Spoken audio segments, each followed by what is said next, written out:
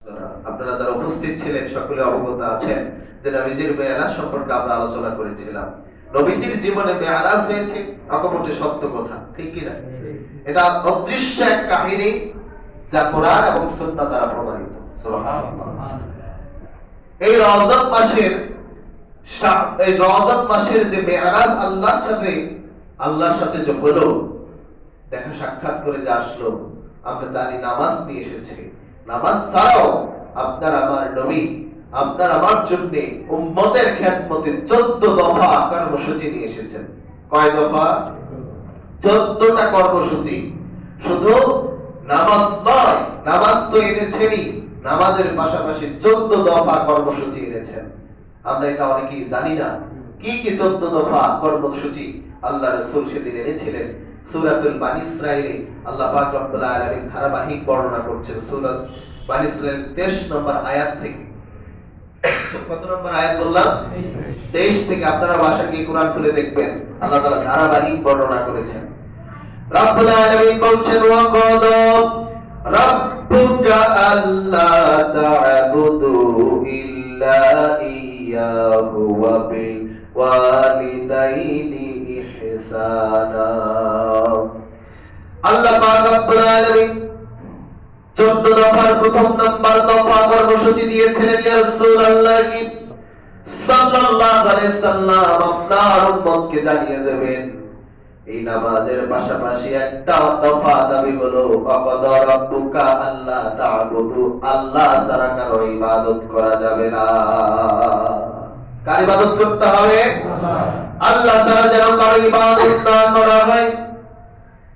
আল্লাহ রাসূলকে আল্লাহ পাক রব্বুল আলামিন এই দফা কর্মসূচি দিয়েছেন।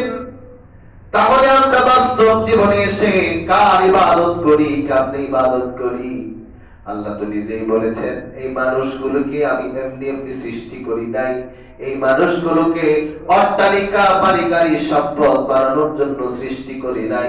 ওয়া খালাকতুল জিন্না ওয়াল ইনসা ইল্লা লিয়াবুদুন, আমি মানুষ এবং জিন জাতিকে সৃষ্টি করেছি শুধুমাত্র কেবলমাত্র আমি আল্লাহর ইবাদতের জন্য। আল্লাহর ইবাদত করবার জন্য সৃষ্টি করা হয়েছে। কিন্তু আমরা মানুষ আল্লাহর ইবাদত করি না। আল্লাহ পাক রব্বুল আলামিন বলছেন, ইবাদত মানে হলো দাসত্ব করা, গোলামি করা।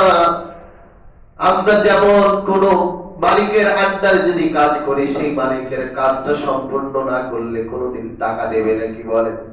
আল্লাহ বলছেন যে বান্দা, তোমাদের ইবাদত আর দাসত্ব আর গোলামিটা হলো এমন, আমি যে বিধিবিধান দিয়েছি সেই বিধিবিধান মেনে না নিলে, সেই বিধিবিধান অনুযায়ী আমল না করলে, আমি তোমাদের জন্য যে জান্নাতের কথা বলেছি সেই জান্নাত কিন্তু পাবে না। আমরা সামান্য উদাহরণ যদি দেই, এই দুনিয়ার বুকে আপনি একজন মালিকের আন্ডারে কাজ করেন। এই মালিক আপনাকে একটা কাজ দিয়েছে, কিন্তু কাজ না করে শুধু মালিকের সামনে দাঁড়িয়ে মালিক মালিক বলে শুধু নামটা শুধু উচ্চারণ করলেন, কিন্তু কাজ করলেন না। তাহলে বলেন তো এই মালিক আপনাকে ভালোবাসবে নাকি বলেন? আমরা দুনিয়ার বুকে অনেক মানুষ আছি যারা কিনা বলি, নামাজ না পড়লে কি হবে, রোজা না রাখলে কি হবে, আমি আমার তো ঈমানটুকু আছে, নাউজুবিল্লাহ বলেন। নামাজ না পড়লে কি হবে, রোজা না রাখলে কি হবে, আমার ঈমানটুকু আছে না। আপনি শুধু আল্লাহ আল্লাহ বললেন, অথচ আল্লাহর ইবাদত করতে গিয়া প্রত্যেকটা জায়গায় আল্লাহর ইবাদতকে মানলেন না। তাহলে বুঝে থাকলে উত্তর দেন, ওই মানুষটা কোনোদিন আল্লাহর জান্নাতে যেতে পারবে নাকি?